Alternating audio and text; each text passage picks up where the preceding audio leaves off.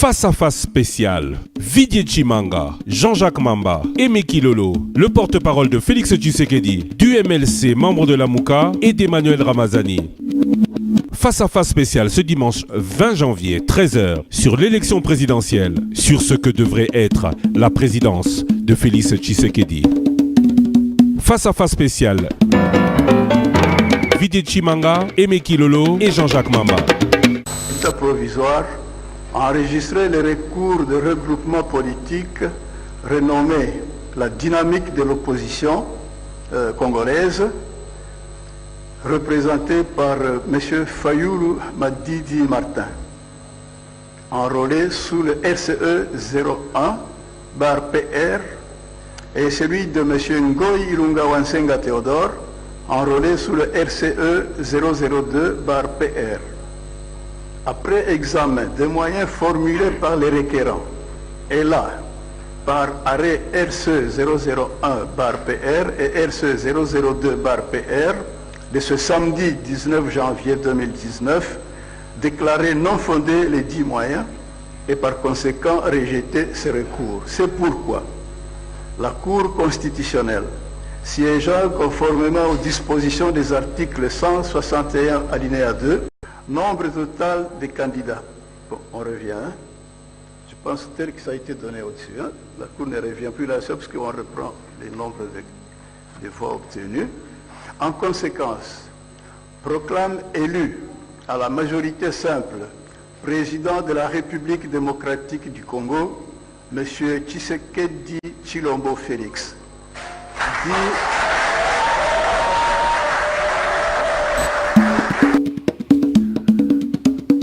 Bonjour à tous et merci d'être avec nous. Aujourd'hui, émission spéciale face à face. Vous n'aurez pas votre journal de 13h comme tous les dimanches. Vous aurez cette émission spéciale. Une émission qui va en annoncer une autre. Grand plateau, une émission que vous retrouverez tous les dimanches à partir de 13h sur votre radio Top Congo FM. Une émission qui ne recevra pas un, mais deux invités. Deux invités pour face à face parler de ce qui doit être fait en République démocratique du Congo. 20 janvier, il est à peu près 1h du matin, le président Luamba de la Cour constitutionnelle annonce ou proclame élu définitivement Félix Tshilombo Tshisekedi avec plus de 38% de voix. La Cour constitutionnelle qui avait été saisie par le candidat numéro 4, Martin Fayoulou, pour invalider les résultats provisoires de la Commission électorale nationale indépendante, car selon lui, elle ne reflétait pas la vérité des urnes. La Cour constitutionnelle qui a donc rejeté ces différentes requêtes, soit pour irrecevabilité, soit pour non fondé, soit pour manque de preuves. Même le recomptage, étant donné que la CENI avait donné tous les résultats, n'a pas été accepté par la Cour constitutionnelle. Qu'est-ce qui va se passer désormais? Alors, au moment où Martin Fayoulou déclare ou s'autoproclame président de la République, nous allons commencer cette nouvelle émission avec nos invités. Il va arriver dans quelques instants. Il s'est lui aussi trompé de studio, se rendant à UTEX Africa alors que nous sommes dans le studio Maître Kayi, ici à Pigeon. Nous recevons Monsieur Didier Chimanga. Il est le porte-parole de Monsieur Félix Tshisekedi, le président élu. Monsieur Didier Chimanga, bonjour. Bonjour, Christian.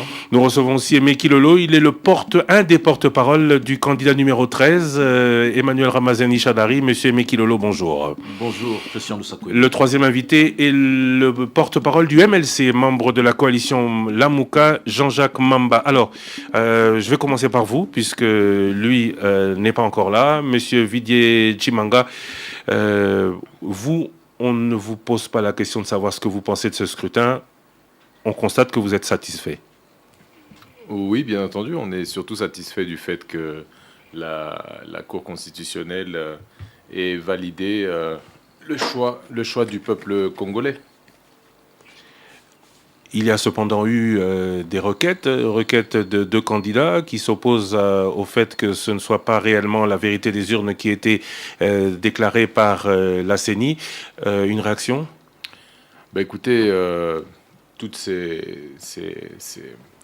actions sont des actions, je dirais, légitimes de la part... vous savez, dans un jeu démocratique, il y a un perdant et un gagnant, ou plusieurs perdants, et en tout cas, il y a un gagnant dans le cas de la présidence de la République.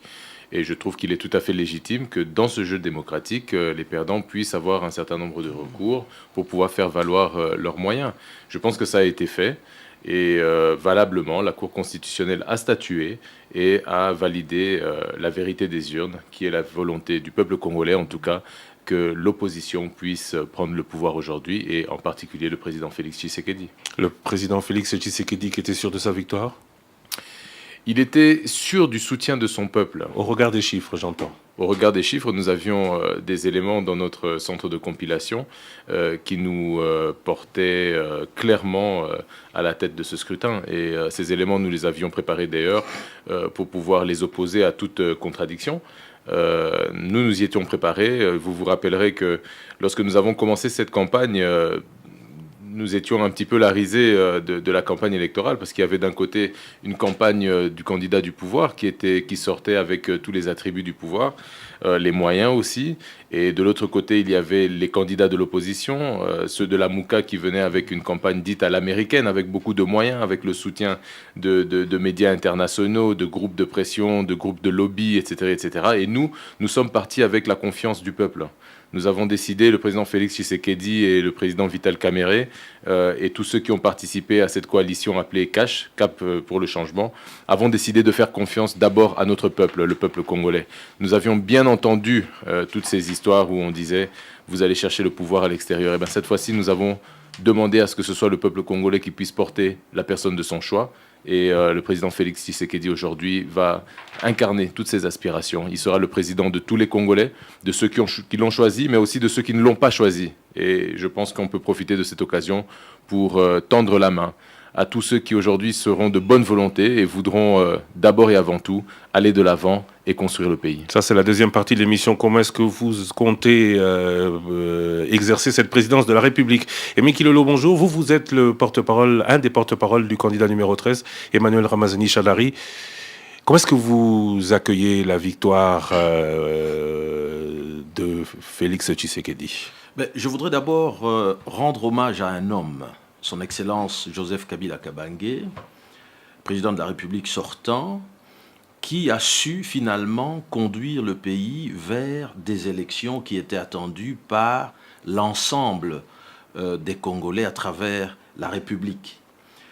Nous allons assister dans les tout prochains jours ou dans les toutes prochaines heures, parce qu'il faut dire que la Constitution prévoit qu'une fois le président de la République élu, eh bien, dans les 10 jours, il doit pouvoir entrer en fonction, après avoir prêté serment, bien entendu, devant la Cour constitutionnelle.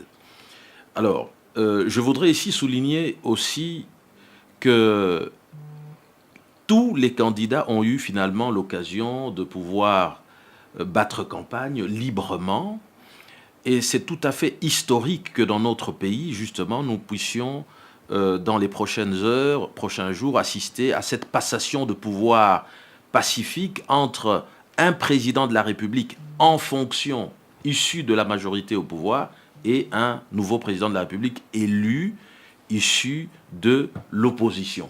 Mais ce qu'il faut surtout noter ici, c'est le message qui est envoyé, au-delà de tout, à la population congolaise. Nous avons connu le scrutin présidentiel concomitamment avec des élections législatives et provinciales. Nous constatons que, en ce qui concerne le scrutin présidentiel, la population congolaise a accordé le suffrage majoritaire à un des candidats, l'honorable Félix Tshisekedi. Nous notons aussi que, par ailleurs, en ce qui concerne l'Assemblée nationale aujourd'hui, le Front commun pour le Congo, FCC, qui est finalement aujourd'hui la plus grande coalition politique que la RDC n'ait jamais connue de toute son histoire, a plus de 350 députés nationaux élus, ce qui veut dire plus de 70% de l'hémicycle. Le message qu'il faut aujourd'hui décrypter, qui nous provient de la population, c'est un message univoque qui s'adresse à l'ensemble de la classe politique congolaise pour leur dire « vous devez travailler ensemble ». C'est un message de cohésion nationale. Et je pense que c'est plutôt dans cet état d'esprit qu'il faudrait aujourd'hui envisager l'avenir. Vous devez travailler ensemble, ça c'est votre lecture de la chose. Le FCC a eu plus de 300 élus. Didier Tchimanga, une réaction? Écoutez, comme je l'ai dit tout à l'heure, nous avions le cash avec l'UNC et l'UDPS et les regroupements qui ont participé à cette coalition. Avons fait une campagne qui était une campagne, comme je l'ai dit, du peuple. Une campagne qui n'était pas accompagnée de moyens colossaux. Et de ce fait, nous n'avions pas malheureusement pu concentrer tous nos efforts et sur la présidence de la République et sur un maximum de députés nationaux et provinciaux. Lorsque vous voyez un petit peu le ratio qu'il y avait lorsque nous avons commencé cette campagne, vous verrez que au niveau du cash, nous avions un petit peu moins de 1000 candidats députés nationaux, alors qu'en face, si on ne prend que le camp du FCC, il y avait plus ou moins 17 000 candidats, et le camp de la Mouka, je pense, c'est aux alentours de 4 000 ou 5 000 candidats. Vous vous rendrez compte que proportionnellement, la force de cash n'était pas énorme, ce qui peut entraîner la conséquence que nous avons aujourd'hui de nous retrouver à gagner la présidentielle et être quelque peu en faiblesse au niveau du Parlement. Alors, cet état de cause, par contre, lorsque l'on prend les ratios et que l'on se rend compte que l'UDPS, par exemple, à elle toute seule, a réussi à avoir un peu plus de 40 députés nationaux, alors qu'elle a aligné que 375 candidats. C'est un ratio de plus de 10%. De la même manière, lorsque l'on prend ceux du FCC et de la Mouka, et qu'on se rend compte qu'on prend la proportionnalité, ils sont tous à moins de 5%. On se rend compte que l'adhésion populaire, finalement, allait vers le cash, mais malheureusement, nous n'avions pas assez de candidats que pour rafler la majorité aujourd'hui au Parlement. Cela étant, le candidat qui aujourd'hui est le président élu, Félix Tshisekedi, l'a dit très clairement.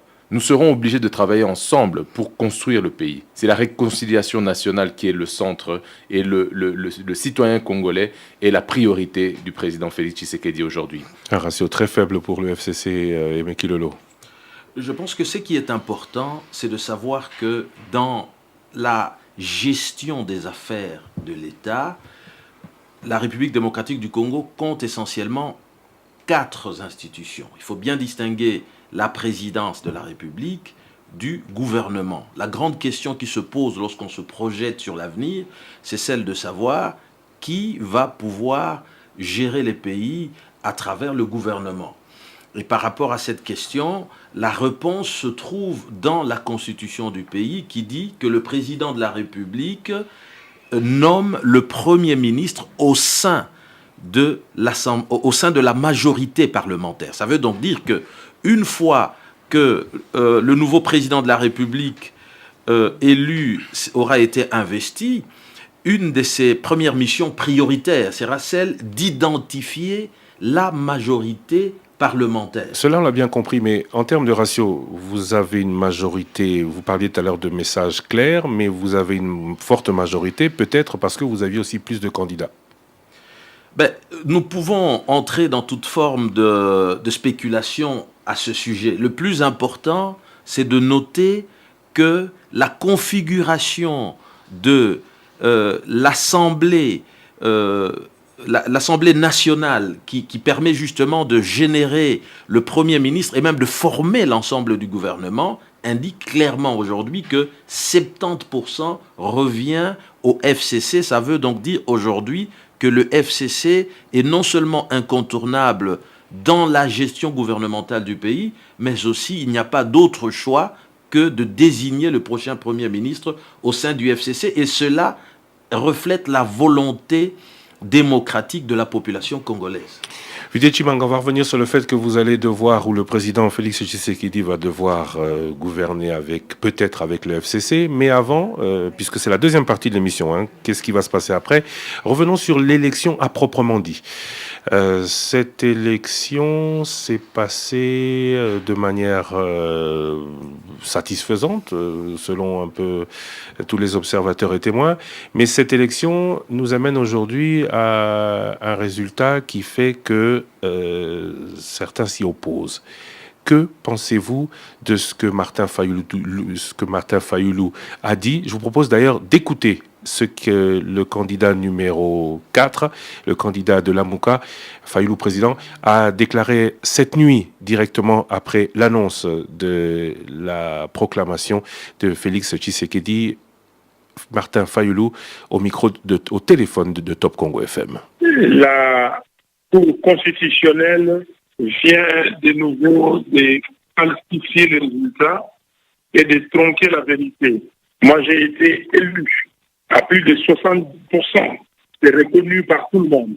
Donc, pour ça, je me considère désormais comme le seul président légitime de la République démocratique du Congo. Je demande ainsi au peuple congolais de ne pas reconnaître tout individu qui se prévaudrait illégitimement de cette qualité ni obéir aux ordres qui émaneraient de lui. Je demande par ailleurs à l'ensemble de la communauté internationale de ne pas reconnaître un pouvoir qui n'a ni légitimité ni qualité légale pour représenter le peuple congolais. D'ores et déjà, je lance un appel pressant à notre peuple pour qu'il se prenne en charge en organisant des manifestations pacifiques sur toute l'étendue du territoire national en vue de défendre sa souveraineté conformément à l'article 64 de notre Constitution. Nous devons faire échec à ces individus qui veulent voler au peuple sa victoire. Ils ne passeront pas. Que Dieu protège le Congo et son peuple. Martin Fayulu, le candidat numéro 4, seul président légitime, appelle à manifestation, appelle à ce que la communauté internationale ne reconnaisse pas Félix Tshisekedi. Didier Tshibanga. Bien, écoutez, vous savez, c'est le jeu démocratique, dans le sens où chacun est libre de défendre ses convictions, de défendre ses positions. C'est un petit peu dommage que M. Martin Fayulu rentre dans cette attitude quelque peu hostile à un jeu que finalement il a accepté, mais il n'est pas à sa première contradiction.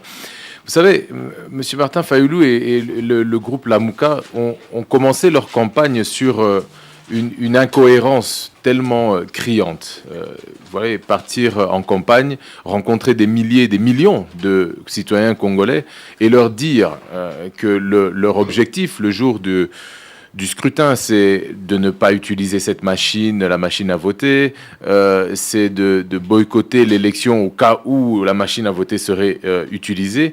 Et lorsque, chemin faisant, au travers de la République, ils se rendent compte qu'ils ont des adhérents, qu'ils ont une certaine communion avec une partie de la population congolaise, ils se disent « Ah tiens, peut-être qu'il y a un coup à jouer ». Et à 2 jours du jour du scrutin, vous voulez lancer un message à la nation en disant « Bon, finalement, nous allons aller à ces élections, nous allons utiliser cette machine selon des conditions, mais ne l'oublions pas, des conditions qui avaient été déjà mises en place depuis plusieurs mois, parce que rien n'a changé par le comptage manuel et toutes ces obligations étaient déjà consacrées, et c'est des choses que l'UDPS, l'UNC, le CACH avaient déjà demandé depuis plusieurs mois et acquis, parce que ça fait partie de la loi électorale. Eh bien, lorsqu'on en arrive à cette situation, les amis de la Mouka se rendent compte qu'ils vont aux élections tout de même, et à 2 jours transforment leur mot d'ordre. Mais soyons réalistes.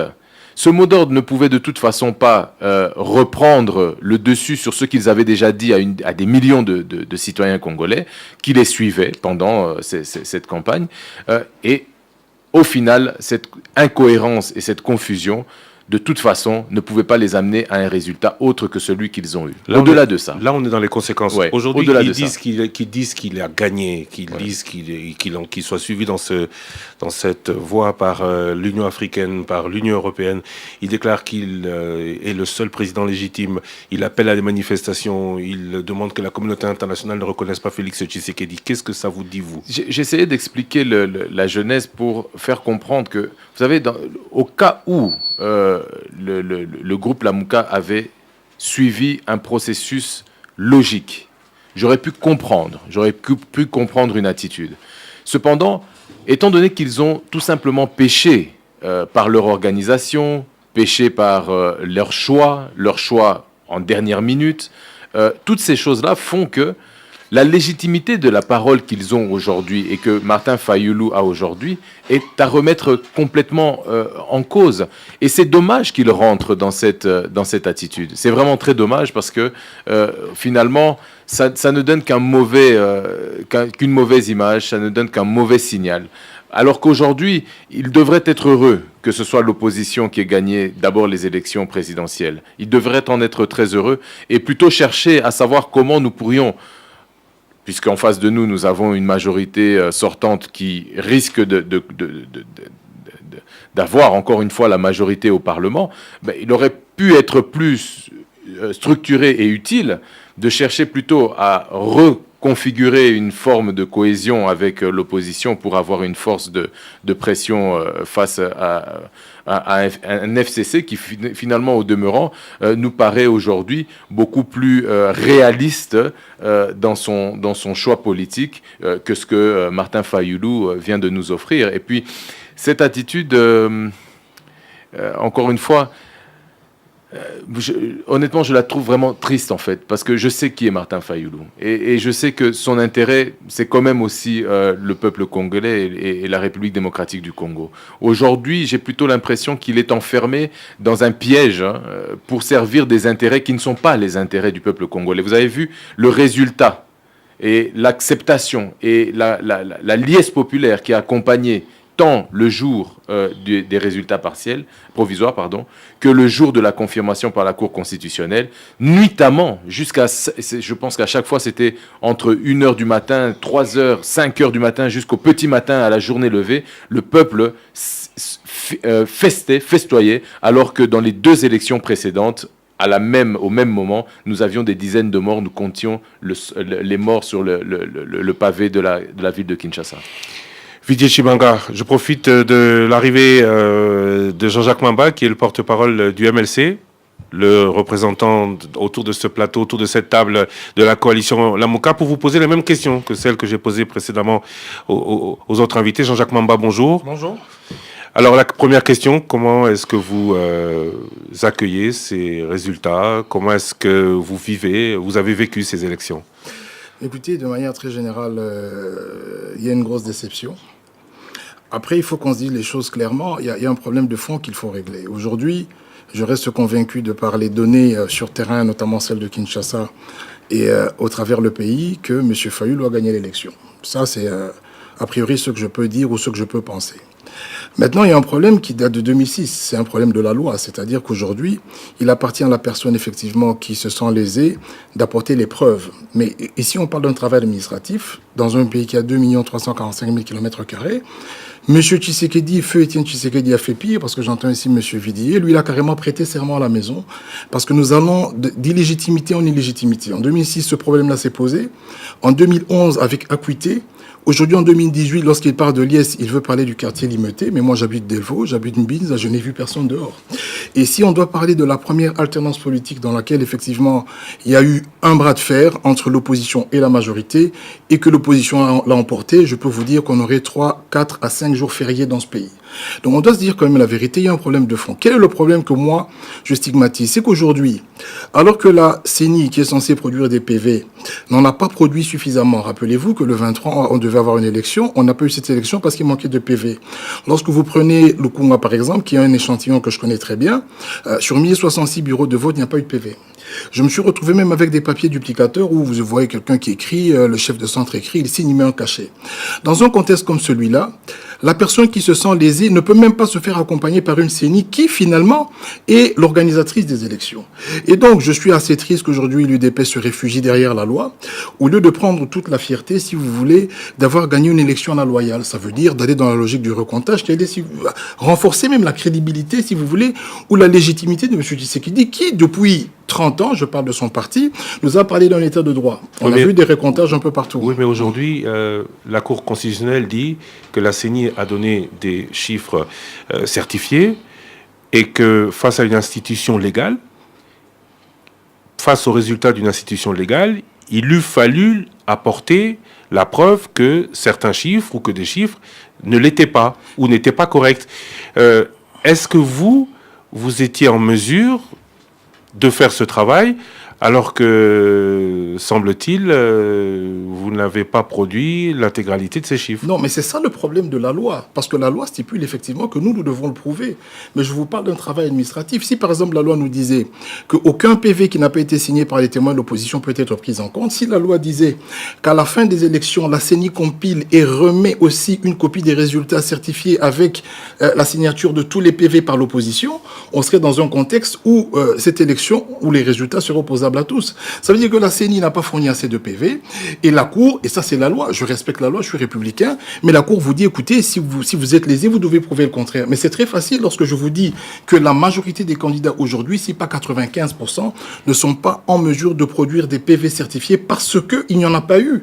Donc, il faudrait que pour la prochaine législature, nous corrigions ces problèmes-là. Autant corriger le problème de l'article 70-73 qui dit que le chef de l'État reste en fonction jusqu'à l'installation.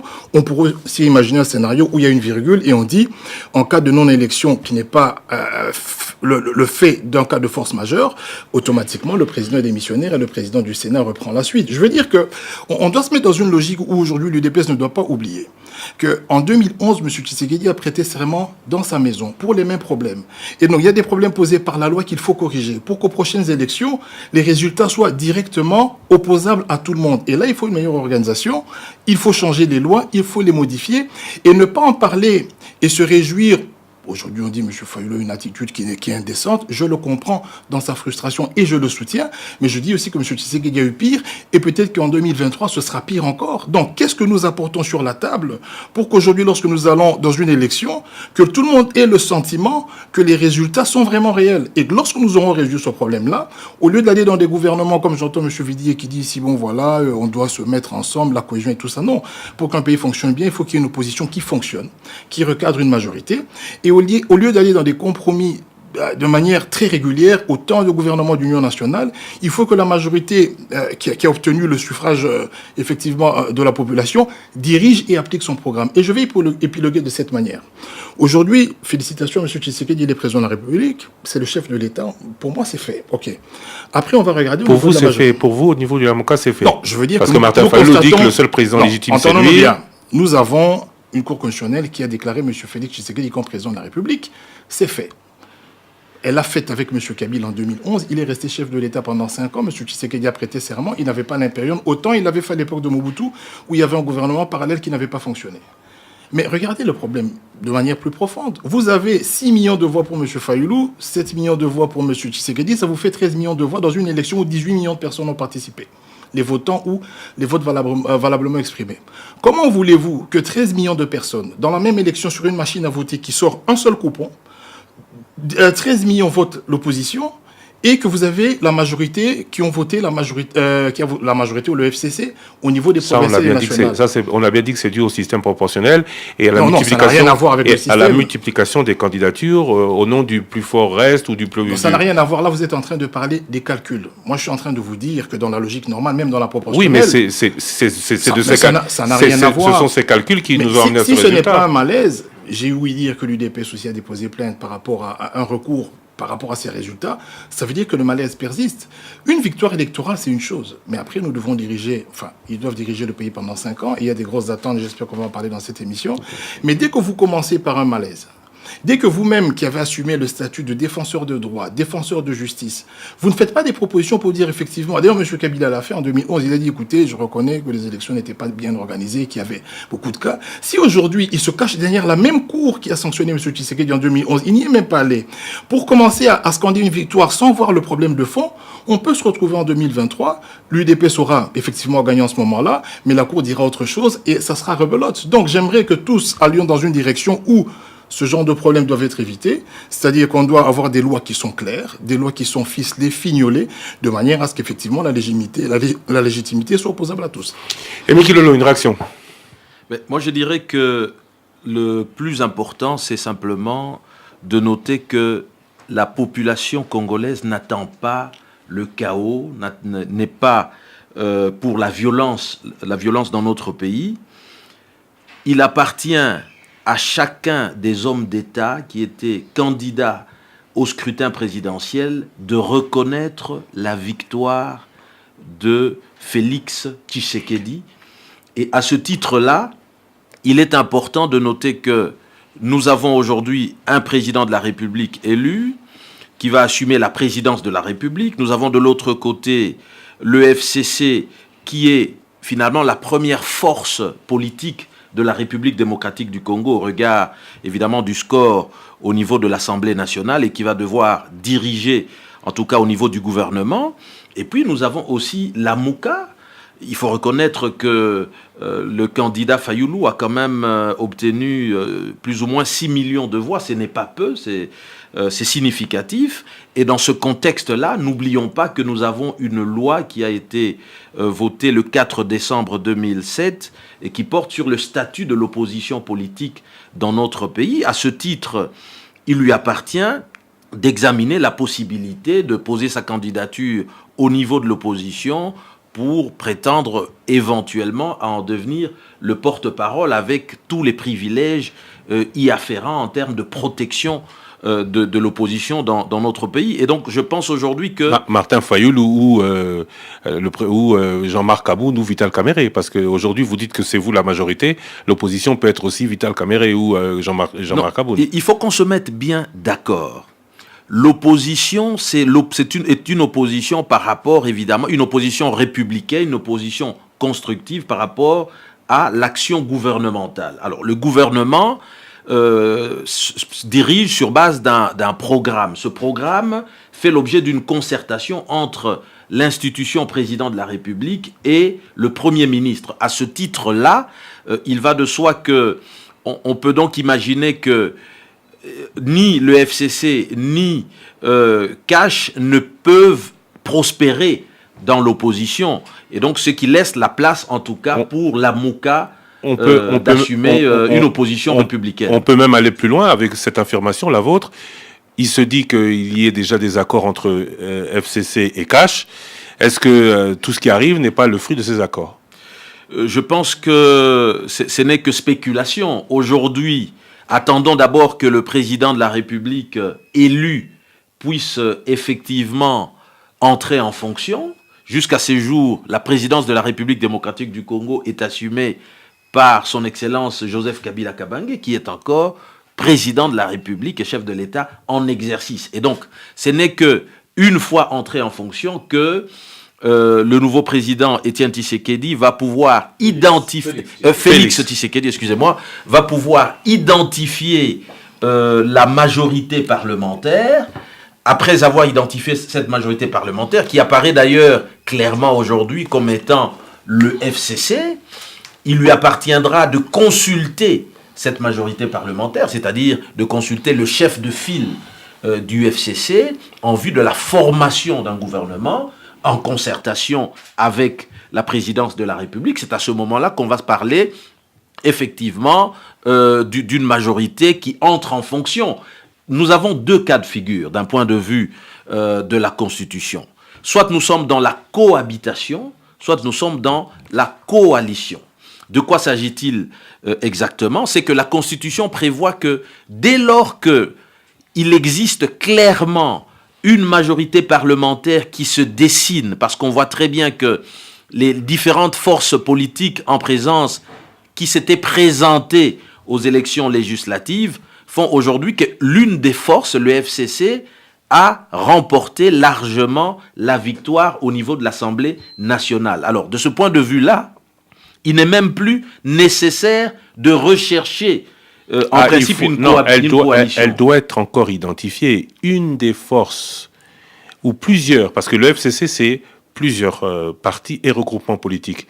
Mais ce n'est pas une organisation clairement identifiée comme telle. Il faut que l'informateur identifie cette majorité comme FCC, comme les regroupements et partis au sein du FCC. Donc, il y a encore... Là, vous outrepassez le travail constitutionnel qu'aura à faire l'informateur. Donc, c'est justement la précision qu'il est important d'apporter ici, c'est qu'il n'est pas indispensable d'avoir un informateur avant la formation d'un gouvernement. La Constitution est très claire là-dessus. L'informateur n'est désigné par le président de la République qui entre en fonction que dans le cas où le président de la République lui-même ne trouve pas ou n'identifie pas la majorité parlementaire. Or ici, c'est très clair. La majorité parlementaire, elle s'identifie en fonction justement des différentes forces politiques qui s'étaient présentées aux élections. Et avant les élections, on a très bien vu qu'il y avait essentiellement 3 forces politiques qui s'étaient dessinées. On avait la MOUCA, CASH et le FCC. Et donc, à ce titre-là, 2 cas de figure possibles. Premier cas de figure, le président de la République qui dit, voilà, j'ai bien identifié ici le FCC comme étant la majorité parlementaire, je désigne le Premier ministre et l'ensemble du gouvernement qui seront animés uniquement par de ministres émanant du FCC. Oui, mais est-ce que le premier cas de figure. Est-ce que cela empêche le président de la République, via son informateur, de se dire, est-ce que au sein du FCC, qui n'est pas défini en tant que tel, attention, le FCC, c'est un regroupement de formation et de regroupement politique, mais qui n'est pas défini en tant que tel dans l'architecture des partis politiques en RDC. Le FCC n'existe pas. Comme Ensemble pour le changement, comme CASH, comme la MOUCA. Est-ce que le président de la République, et là je me retourne vers Didier Chimanga, qui est le porte-parole de Félix Tshisekedi, est-ce que le président de la République va se contenter de ceux qui étaient identifiés comme CASH, FCC ou la MOUCA, ou va aller lui-même à l'information pour savoir quelle coalition est possible, évidemment, pour son propre intérêt. Christian, si je ne réponds pas tout de suite à votre question, pardon, et si je n'y réponds pas dans ma réponse, n'hésitez pas à me la rappeler. J'aimerais d'abord soulever, répondre aux assertions de mon cher ami Jean-Jacques Mamba, et je lui rappellerai juste une petite phrase qu'il connaît sûrement très bien, qui est que nul ne peut se prévaloir de ses propres turpitudes. Lorsque la MOUCA rentre dans son choix d'aller à l'élection, je pense qu'elle est consciente de la loi électorale. Je pense que la MOUCA est consciente de tous les mécanismes de la loi électorale et du scrutin auquel nous devrions faire face. Nous avons eu une expérience, l'UDPS en particulier, en 2011. Cette expérience était que nous avions gagné les élections. Enfin, l'UDPS avait gagné les élections. Je rappelle que moi, je ne suis pas de l'UDPS. Ou pensait avoir gagné les élections. Ou pensait avoir gagné les élections, mais en tout cas, était convaincu d'avoir gagné les élections. Et s'est retrouvé buté à une situation tout à fait particulière, c'est qu'elle ne pouvait pas produire les preuves de sa victoire. Eh bien, c'est le même cas dans lequel se trouve aujourd'hui la MOUCA, parce qu'ils ne se sont pas préparés à ça. J'aimerais vous rappeler que nous avons, au niveau du CASH, au niveau de l'UDPS en tout cas à l'origine, dès le début, dit que nous avions compris le fonctionnement de cette histoire de machine à voter, de cette loi électorale, de cette élection à un seul tour, et nous étions conscients que la seule manière de pouvoir apporter la preuve de notre victoire, c'était justement de pouvoir établir, mettre en place un mécanisme de suivi avec une compilation des résultats à travers ces bulletins de vote, ces fiches de résultats de compilation, eh bien, nous avons mis en place les mécanismes pour pouvoir les avoir. Et la MOUCA ne l'a pas fait. La MOUCA n'a pas présenté de témoins, n'a pas présenté les observateurs nécessaires pour pouvoir justement avoir tous les mécanismes en main et tous les éléments en main pour aller défendre, si victoire il y avait, pouvoir défendre sa victoire. C'est comme ça que la Mouka aujourd'hui se retourne vers un certain nombre de stratagèmes en essayant d'invoquer d'une part la Senco, d'une part des observateurs étrangers, d'une part ceci, cela, mais qu'elle-même finalement ne s'était pas préparée ni à réellement gagner ces élections, ni à défendre leur victoire. Mais dans ce cas-là, pourquoi aujourd'hui commencer à essayer de remettre en considération ou remettre en cause? Nous nous sommes préparés à ça. Nous nous sommes tellement bien préparés que d'abord nous l'avons gagné l'élection, mais surtout nous sommes venus avec les preuves pour pouvoir défendre cette victoire. Chose que malheureusement la Mouka était incapable de faire. Ça c'est pour les défauts de la loi électorale. Voilà. Oui, ce sont des défauts auxquels il fallait parer, mais pour pouvoir y parer, il fallait d'abord la maîtriser et ensuite s'y préparer. Parlons maintenant de cette future majorité. Mais écoutez, là, je pense que ce serait mettre la charrue avant les bœufs. Aujourd'hui, il y a une situation de fait. Y aura-t-il un informateur? Écoutez, fort probablement, c'est ce que je pense, c'est ce que nous pensons. C'est possible qu'il y en ait un, c'est possible qu'il n'y en ait pas si la configuration emmène plus vers une coalition qu'une cohabitation. Enfin bref, tout ça, ça dépendra de la volonté que cherchera à insuffler le chef de l'État et le nouveau... Le FCC revendique 350 députés. Oui. Cash et la Mouka 150. Oui. Il vous en manque une centaine pour faire une majorité. Est-ce que vous seriez tenté d'aller chercher dans les rangs du FCC? Écoutez, vous savez, nous sommes dans ce qu'on appelle le jeu politique aujourd'hui. Et grâce à Dieu et grâce surtout au peuple congolais, nous avons réussi quelque part à faire une chose, en tout cas qui est exceptionnelle en Afrique subsaharienne, c'est quand même réussir à obtenir une once de démocratie dans un pays dit dictatorial. Je ne sais pas si les gens se rendent compte qu'aujourd'hui, à la tête du pays, nous avons une personne qui est issue de l'opposition radicale dans un parti qui est dans l'opposition depuis 36 ans. Que le président sortant, d'abord, ne se représente pas pour un troisième mandat, contrairement à peut-être d'autres qui auraient pu, tenter l'aventure d'utiliser son pouvoir et sa position. Vous voulez encore le féliciter? C'est pas une question de félicitation, c'est une question de reconnaissance. Il faut quand même rendre à César ce qui est à César. Je veux dire, c'est grâce au peuple congolais d'abord, parce que je pense qu'il y a eu des morts quelque part. Je me rappelle des Rossi Chimanga, je me rappelle des Tété Kapangala et tous les autres qui ont donné leur vie aussi pour pouvoir obtenir, d'abord, c'était le premier combat, qu'il n'y ait pas de troisième mandat du chef de l'État.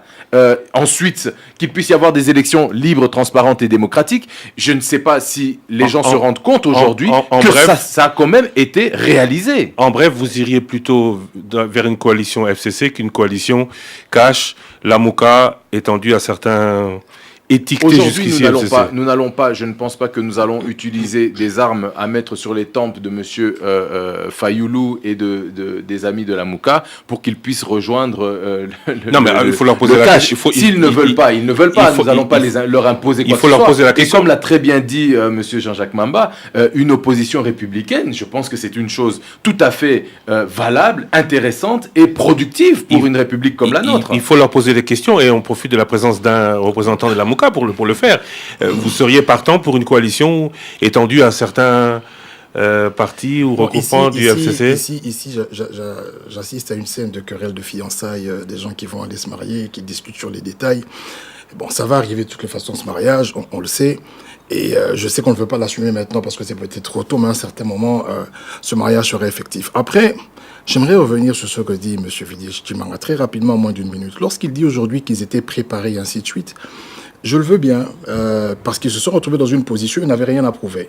Parce qu'eux n'étaient pas accusés. C'est très facile de le dire à la fin. Moi, je reviens sur un problème qui est strictement de logistique et administratif. Aujourd'hui, il n'est pas normal, lorsqu'il y a une élection, présidentielle soit-elle ou provinciale nationale, qu'il y ait carence de PV, qu'il y ait impossibilité pour les candidats d'en disposer et que ça devienne un challenge, que ça devienne un défi, que des gens qui ne sont pas financés finalement doivent mettre toute une armada, toute une administration pour récolter des choses dont devait disposer la CENI à suffisance pour mettre tout le monde d'accord. Et si M. Chimanga continue à se cacher derrière ce qu'il appelle la préparation, je le ramène à ses anciens souvenirs pour qu'il comprenne que demain ça peut encore changer et il s'en plaindra. Donc c'est le moment d'y travailler sérieusement pour que cela n'arrive plus. Maintenant par rapport à la coalition... Pour y travailler justement, justement, on va y arriver à la coalition éventuelle. Pour y travailler, il faut être de la majorité, pour y travailler mieux, je veux dire, pour être sûr d'imposer son point de vue. Est-ce que pour changer ces choses-là, et la Mouka voulait aussi changer d'autres choses, notamment la participation de Jean-Pierre Bemba, le président de votre parti, à des futures élections, notamment le retour en République démocratique du Congo de Moïse Katumbi de la Mouka, est-ce qu'il ne serait pas plus aisé pour vous, et même tactiquement plus intéressant, intelligent même, d'être dans une coalition gouvernementale? Est-ce que vous êtes prêt à aller avec Cash? Non, là n'est pas la question. Nous avons en face de nous un chef de l'État issu d'un parti qui, pendant 30 ans, nous a parlé d'un État de droit que nous attendons. Et vous savez, il y a la République que nous attendons. Dans la République, il y a un seuil. Il y a vraiment des valeurs qui sont sacralisées et que nous devons tous partager. La crédibilité d'une élection passe effectivement par la modification des lois. Et pour moi, c'est quelque chose de fondamental. D'ailleurs, vous allez remarquer que dans les pays développés, c'est le ministère de l'Intérieur qui organise les élections. Donc, comme pour dire que vous soyez ministre de l'Intérieur de la majorité, lorsqu'il y a une élection, lorsque votre président perd, il perd. Donc, l'état de droit attendu depuis 30 ans est arrivé, entre guillemets, et nous attendons son application. Et dans cet état de droit, le premier engagement, on l'a entendu, ça sera fermé les cachots de l'année, et ainsi de suite. Il y a une suite de mesures qui doivent être prises pour garantir à tous et chacun que ce pays devrait mieux fonctionner. Parce que les majorités mécaniques, on sait comment ça fonctionne. Cette loi avantage des personnes, entre guillemets, qui sont au pouvoir, qui peuvent manipuler à souhait. On a vu pendant la campagne électorale des personnes en pleine fonction faire des élections avec des moyens de l'État. Il faut corriger ça dans la loi. On a vu pendant cette campagne des gens qui venaient avec 2000 francs, 3000 francs pour acheter des voix, des gens qui ont été pris en flagrant délit avec des machines à voter qui sont aujourd'hui élus. On doit corriger ça dans la loi. Donc ça, c'est le grand défi, si vous voulez, de l'UDPS. Mais en ce qui nous concerne, je ne vois pas un pays fonctionner normalement lorsqu'il n'y a pas une opposition républicaine constructive. Et vous préférez être de cette opposition? Mais c'est notre engagement. Nous devons garantir aux Congolais qu'il y aura une autre manière de voir les choses jusqu'à la victoire finale. Aujourd'hui, au FCC, on ne voit pas du tout, on ne s'imagine pas que FCC Cash ou Cash tout seul puisse éroder cette montagne d'élus. Eh bien, il faut savoir que le président de la République est le garant du respect de la Constitution. C'est la Constitution elle-même qui détermine le mode de constitution du gouvernement de la République. À ce titre, c'est très très clair. Lorsque l'on parle du FCC, en réalité, c'est un ensemble de regroupements politiques qui ont signé un accord autour d'un projet de gouvernement. À ce titre-là, il va de soi que le président de la République aura en fait une alternative. Première possibilité, nous insistons là-dessus, c'est de dire je constate qu'il y a déjà une majorité au sein de l'Assemblée nationale, constituée de l'ensemble de regroupements politiques qui ont signé un accord ensemble de gouvernement. Je consulte le chef de file de cet ensemble de regroupements, qui est aujourd'hui son Excellence Joseph Kabila Kabange, en tant qu'autorité morale du FCC. Je désigne sur ces propositions le Premier ministre au sein de cette majorité et l'ensemble de ministres. Et alors à ce moment-là, on parle de cohabitation au sommet de l'État parce qu'on a un président de la République et un Premier ministre et un gouvernement qui finalement sont issus des forces politiques qui étaient des adversaires. Deuxième cas de figure, c'est que le président de la République peut se dire, dans un souci de cohésion nationale, parce qu'après tout, lorsqu'on reçoit des résultats des élections qui s'organisent concomitamment, nous voyons deux forces politiques qui étaient adverses, mais qui sont tous finalement choisis pour ensemble concourir à la gestion du pays, parce qu'il ne faut pas oublier que le programme du gouvernement ne peut être élaboré que sur la base d'un consensus, une concertation entre le président de la République et le Premier ministre. Et donc là, il y a un souci qui peut se dégager du président de la République de dire « je désigne un informateur » dans un souci non pas d'identifier une majorité parlementaire qui existe déjà, mais plutôt pour exploiter la possibilité de renforcer cette majorité parlementaire en créant donc finalement une coalition plus large qui permettrait avec Cash de gouverner ensemble ce pays, ce qui me paraît en tout cas répondre aux habitudes démocratiques en la matière. Oui, mais aujourd'hui c'est Félix Tshisekedi qui a été élu. C'est Félix Tshisekedi qui veut appliquer son programme avec le FCC?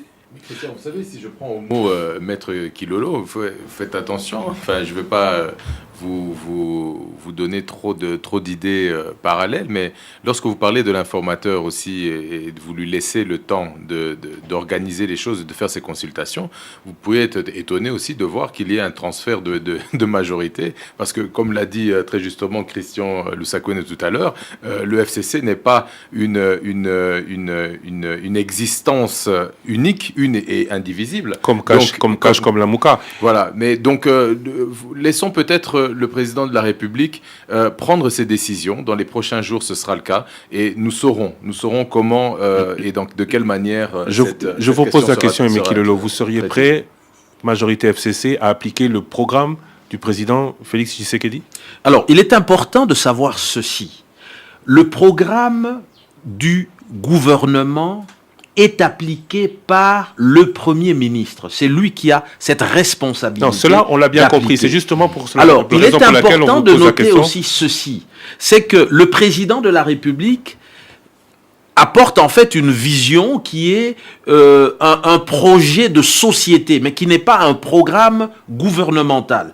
Ce programme gouvernemental s'élabore, se conçoit après les élections sur la base d'une concertation qui se fait entre le Premier ministre et le Président de la République. Parce que n'oubliez pas que il existe aussi des domaines de collaboration dans la gestion gouvernementale du pays. Tout ce qui touche à la sécurité, aux affaires intérieures, concerne évidemment implique nécessairement une collaboration avec le Président de la République. Mais ce qui veut donc dire aujourd'hui que les hommes d'État sont appelés en démocratie de dialoguer dans une concertation pour dégager un programme gouvernemental qui ne sera pas un programme gouvernemental exclusivement attribué au FCC ou à l'institution président de la République.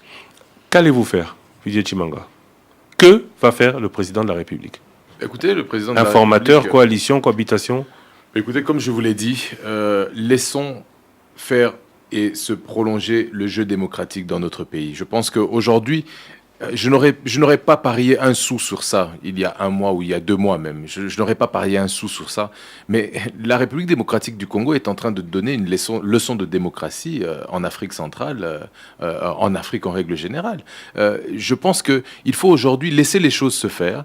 Il y a l'investiture qui doit avoir lieu. Il y a une passation de pouvoir qui doit s'effectuer, réellement devenir effective, et puis le chef de l'État prendra les décisions qu'il se doit en fonction de toutes comment dirais-je, de tous les contacts qui auront été pris, de toutes les considérations. Il y a des considérations d'ordre sécuritaire, il y a des considérations d'ordre logistique, il y a des considérations qui sont au niveau national, au niveau de la sous-région et au niveau international. Donc tout ça est à prendre en considération et je pense que le chef de l'État fera et prendra les décisions qui seront salvatrices pour l'intérêt de la nation. Oui, le chef d'État a les premières mesures à prendre. Il les avait annoncées ici, tu as assis à ma place d'ailleurs.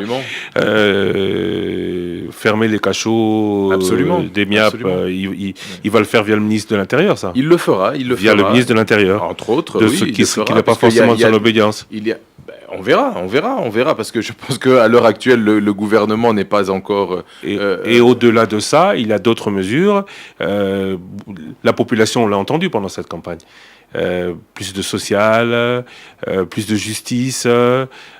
Ces mesures, elles doivent être prises. Elles seront prises dans quel délai, avec qui ? Mais écoutez, les délais que nous essayons, ou que le président de la République actuelle va essayer de respecter, ce sont les délais les plus rapides pour des résultats directs et visibles, perceptibles par la population congolaise, mais aussi par tous ceux qui nous observent, tous ceux qui attendent de nous un vrai résultat. Vous savez, il y a eu toute cette polémique autour de la question de la fermeture des cachots illégaux, je pense que peut-être certains n'avaient pas perçu le sens profond d'une telle décision. C'est une décision qui lance un message de confiance, un message de sécurité, un message de démocratie, et qui va relancer et redonner confiance aux investisseurs, redonner confiance au peuple congolais sur son implication dans le jeu démocratique congolais. Et nous sommes en train d'aller vers cette voie-là. Et j'aimerais réellement que tous les Congolais, fussent-ils de la majorité future ou de l'opposition que représentera en tout cas fort probablement les amis de la Mouka ou qu'ils représenteront. Vous les avez définitivement placés dans l'opposition. D'après le discours que nous entendons, apparemment, ils n'ont aucune volonté de pouvoir participer autrement au jeu politique de demain. Mais en tout cas, une chose est sûre, c'est que tout cela va concourir à une chose, c'est que nous donnerons une leçon de démocratie à toute la région et surtout au monde entier. Parce que on ne nous attendait pas sur ce jeu-là. La leçon sera donnée avec l'aide du FCC. La leçon de Félix Tshisekedi sera donnée avec l'aide du FCC, Meki Lolo. Écoutez, moi je pense que ce qu'il faut noter aujourd'hui, c'est que la leçon de démocratie émane de la détermination, de la maturité du peuple congolais, qui s'est mobilisé déjà au moment de l'enrôlement. 46 millions de Congolais se sont enrôlés. C'était déjà un premier message qui était lancé pour dire nous voulons demain désigner notre prochain président de la République. Nous voulons aussi renouveler le gouvernement qui sera issu de la nouvelle Assemblée nationale. Et donc aujourd'hui, on ne peut pas non plus ignorer un rôle important, crucial, qui a été joué par le président de la République, son Excellence Joseph Kabila Kabange, sans qui il aurait été difficile d'arriver au résultat d'aujourd'hui. Aujourd'hui, nous sommes en train de vivre un moment historique en République démocratique du Congo. Le nom de Joseph Kabila Kabange se trouve désormais inscrit dans les lettres des noblesses de la démocratie congolaise. Nous n'avons jamais vu, depuis l'accession de notre pays à l'indépendance le 30 juin 60, un président de la République en fonction n'est pas mettre en œuvre toute une série d'initiatives pour prolonger son pouvoir au-delà du mandat constitutionnel et surtout d'organiser des élections et veiller à ce que ces élections s'organisent dans le strict respect de la Constitution. Je salue aussi un autre vaillant combattant de la démocratie, l'honorable Emmanuel Ramazani Shadari, qui a su immédiatement s'est plié devant la volonté de la population qui s'est dégagée. Il n'a pas reconnu sa défaite, il n'a pas encore félicité le gagnant. Pourquoi ? Eh bien, il faudrait surtout souligner ceci.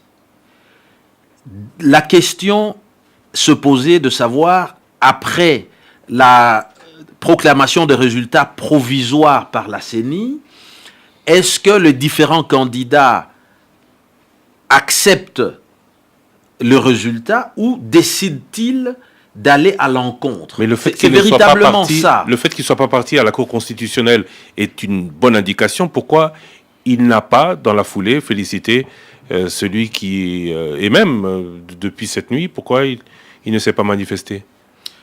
Je pense qu'il faudrait laisser la primeur de cette réponse précise à l'honorable Emmanuel Ramazani Shadari, mais je pense aussi que la candidature d'Emmanuel Ramazani Shadari a été portée par le FCC, qui s'est exprimé très clairement pour dire que nous ne voulons pas, par défi ou à la légère, aller à l'encontre des résultats provisoires de l'élection présidentielle, qui ont très clairement indiqué que la majorité simple revenait pour l'élection présidentielle à Félix Tshisekedi. Monsieur Jean-Jacques Mamba, porte-parole du MLC, vous, c'est la coalition Lamouka.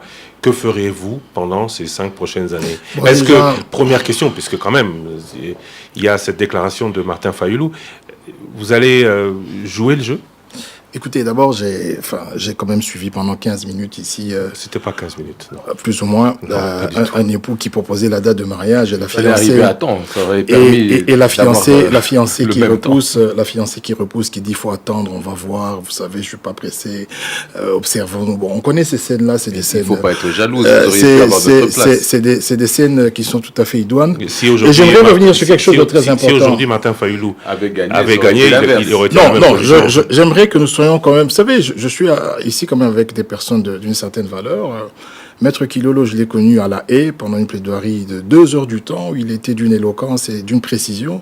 Bon, peut-être qu'il est tropicalisé aujourd'hui, mais je ne pense pas que l'objet de l'émission, c'est de parler de M. Kabila. Je veux que l'histoire elle-même, que les gens prennent le temps aujourd'hui avant d'attribuer des mérites aux gens. Pourquoi je le dis? Parce que je ne trouve pas très exceptionnel qu'une personne qui prête serment de respecter la Constitution et qui la respecte doive absolument entrer. Il faut qu'on sacralise les textes et qu'on normalise certaines choses. Et je pense que l'histoire nous répondra. Je crois qu'on va peut-être laisser dans 10, 15 ans les personnes dépassionnées, avec beaucoup d'objectivité, écrire ou décrire ou faire le bilan de M. Kabila, de M. Mobutu, ainsi de suite. Donc j'aimerais ici le convier à nous éviter un peu cela, parce que bon, nous sommes dans une émission qui parle strictement des perspectives après une élection. Maintenant, je reviens sur M. Fayulu. Écoutez, moi je crois qu'il est... Je continuerai à maintenir, à le soutenir parce que je pense qu'il a gagné l'élection. Aujourd'hui, je ne vais pas dire que j'ai sommé tous les PV et que j'ai la somme de ses voix pour l'affirmer, mais je peux prendre l'échantillon de Kinshasa et notamment dans ma circonscription, je suis élu, je peux vous affirmer que sur tous les PV que j'ai, il a gagné à plus de 75%. Si Félix Tshisekedi disait la même chose et ne prenait que les résultats du Kasaï. Raison pour laquelle nous disons ceci. Il faut améliorer le processus. Aujourd'hui, le processus est derrière nous. Ça, on l'a bien compris. Maintenant... Ça, on l'a bien compris. Le processus a ses vices et puis vous allez essayer, j'espère, pendant les 5 prochaines années, de travailler à ce que tout cela n'existe plus. Il s'améliore. Qui s'améliore, oui. Améliorer ce processus. Ça, nous sommes conscients. Mais entre-temps, vous allez aller de contestation, vous allez reconnaître le président, vous allez travailler en tant qu'opposition républicaine. Que va faire la coalition Lamuka? Écoutez, je pense que M. Fayulu est une personne qui a quand même milité. C'est un vaillant, un ancien très très proche de l'UDPS depuis la conférence nationale. Il faut lui donner un peu de temps. Il faut donner du temps à la coalition Lamuka, à ses états généraux, de prendre une décision ou une orientation quelconque. Il a fait un appel effectivement aux militants, sympathisants de protéger leur victoire, ce qui est tout à fait légitime. Et je ne le blâmerai jamais pour cela, parce que c'était une campagne qui était quand même compliquée, très dure. Et je crois qu'il faut laisser un peu de temps quand même. Mais en ce qui concerne les institutions, vous avez bien remarqué que la coalition Lamuka, et je vais parler ici au nom du MLC, nous ne sommes jamais entrés dans une logique où il fallait boycotter l'élection. Donc nous avons battu campagne pour être élus. Il y en a eu qui ont des sièges, il y en a qui n'ont pas eu de sièges. Et je pense que nous avons chacun de nous, pour ceux qui ont été élus, et même ceux qui n'ont pas été ou qui n'ont pas bénéficié des avantages de la proportionnelle, reçu mandat pour protéger la République et travailler dans le sens de l'amélioration des conditions de vie. Et je crois que l'opposition dans une démocratie aura toujours sa place. Je suis quand même contre toutes ces velléités.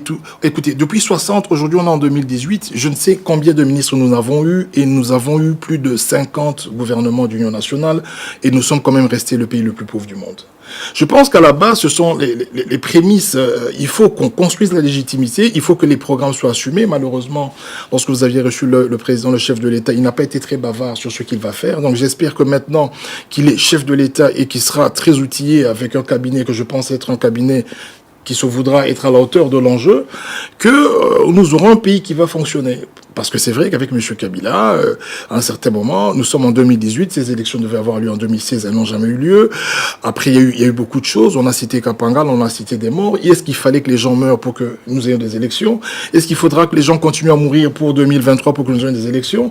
Donc toutes ces questions-là font qu'aujourd'hui, avec beaucoup de circonceptions, je vais prendre un peu de recul par rapport à cela, parce que nous avons quand même besoin de temps. D'abord, le mariage a besoin de temps. On attend la date, quand ils seront mariés, on verra comment ça va se passer.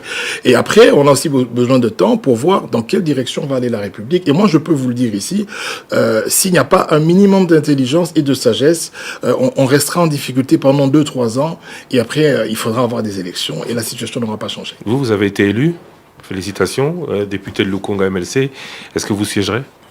Bien sûr que si, je vais siéger. Je n'ai pas eu un mot d'ordre disant le contraire. J'ai battu campagne pour siéger au Parlement. J'ai battu campagne pour défendre les idéaux de mon parti, pour défendre et continuer à défendre le programme de mon parti dans l'opposition.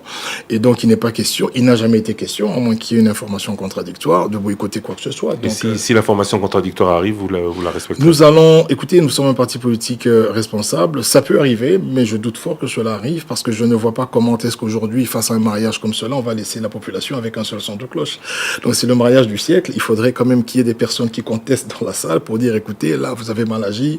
Il faut que ça fonctionne comme ça, c'est ça la démocratie. Mon souhait, c'est que mon parti n'en arrive pas là, mais je n'ai pas vu cet état d'esprit. Le monsieur Bemba, qui est une personne très responsable et très ouverte à la discussion, ne va pas amener le parti vers ça. Merci à vous, merci Vidier Chimanga, porte-parole de Félix Tshisekedi. Merci à Aimé Kilolo, porte-parole, l'un des porte-parole d'Emmanuel Ramazani Chadari. Merci à vous, Jean-Jacques Mamba, porte-parole du MLC, d'avoir été avec nous. Comme je vous l'ai dit à l'entrée de cette émission sera hebdomadaire à partir du 11 février. Nous recevrons autour de la table sûrement pas 3, mais au minimum 2 intervenants pour parler.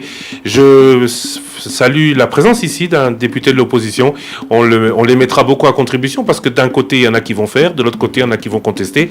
Mais pas seulement contester, proposer. Vous êtes prêts à jouer ce jeu? Ce sera en tout cas l'exercice que nous ferons de manière hebdomadaire sur tous les sujets. Christian, en tout cas, j'aimerais saluer les derniers mots de Jean-Jacques Mamba. Et mon grand bonheur dans cette élection, c'est d'abord la maturité du peuple congolais.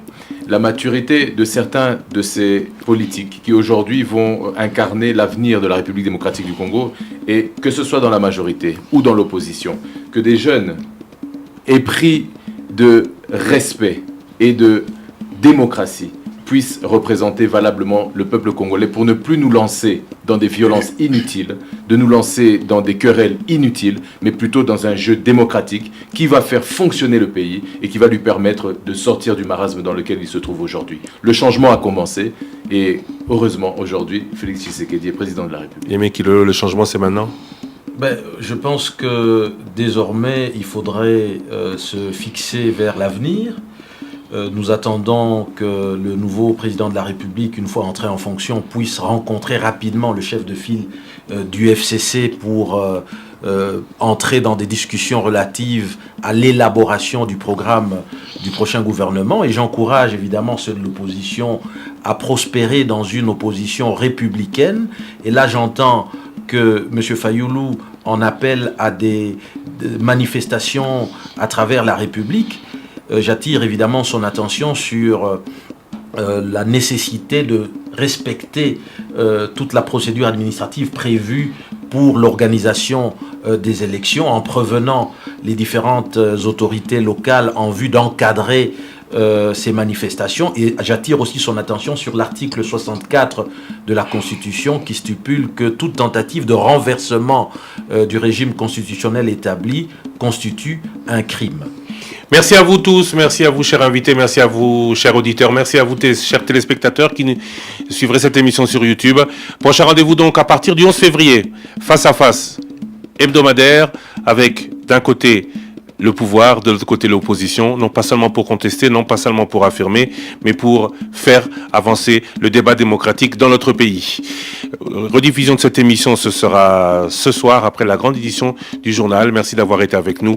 L'actualité continue sur le www.topcongofm.net.